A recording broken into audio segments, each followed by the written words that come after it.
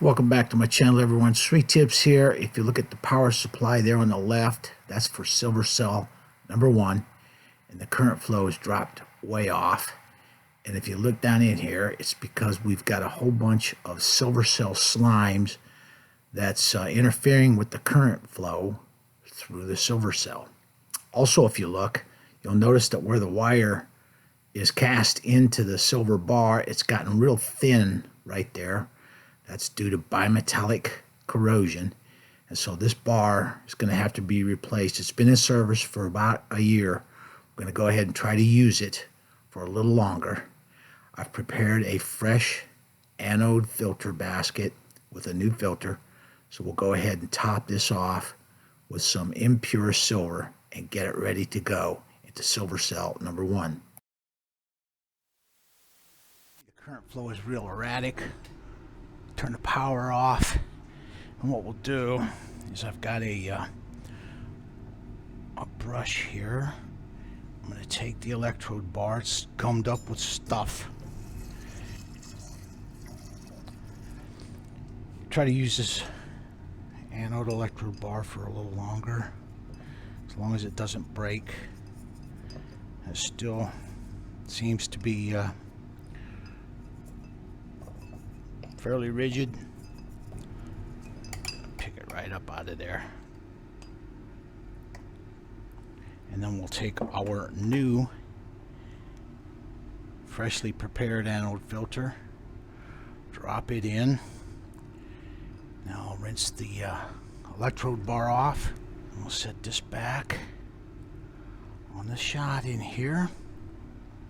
While we're down here, before we turn that power on, let's get a shot down inside the silver cell.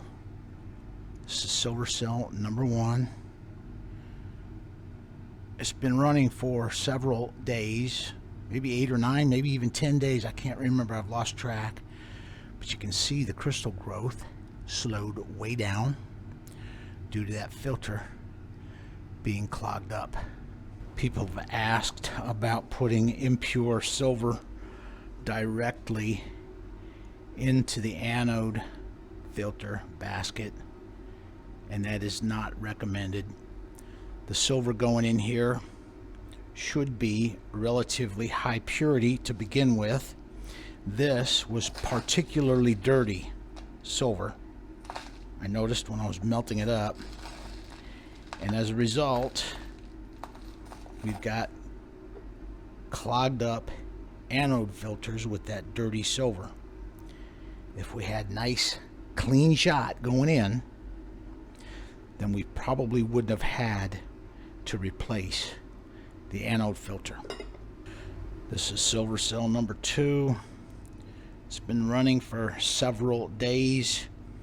This is second use of this electrolyte. You can see it's real blue due to the copper concentration building up in there. As the impure silver dissolves in the anode filter basket, the copper dissolves with it, travels down into the electrolyte, but it does not plate out with the silver. If we keep the copper concentration low and the proper voltage running through the cell, then we should just deposit pure silver and not the copper.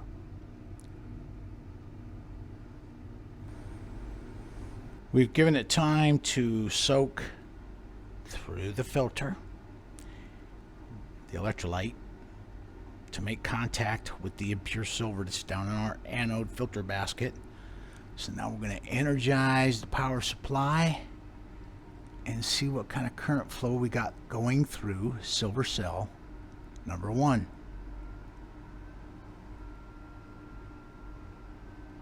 I'm replenishing some of the electrolyte in both of the cells because the silver out of the silver nitrate solution does get depleted as these cells operate.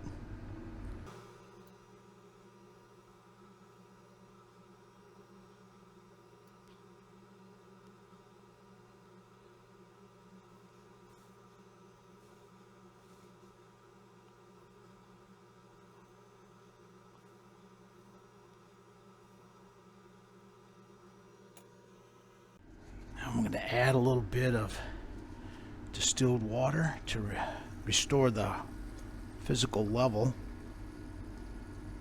in here, and we're stirred up.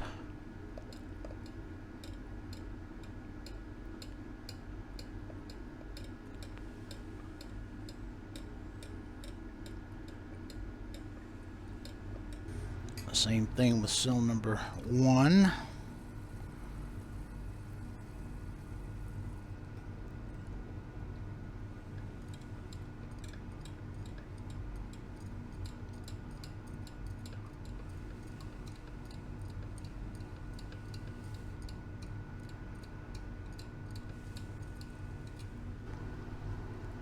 Here you can see the current flow on cell number 1 is steadily increasing.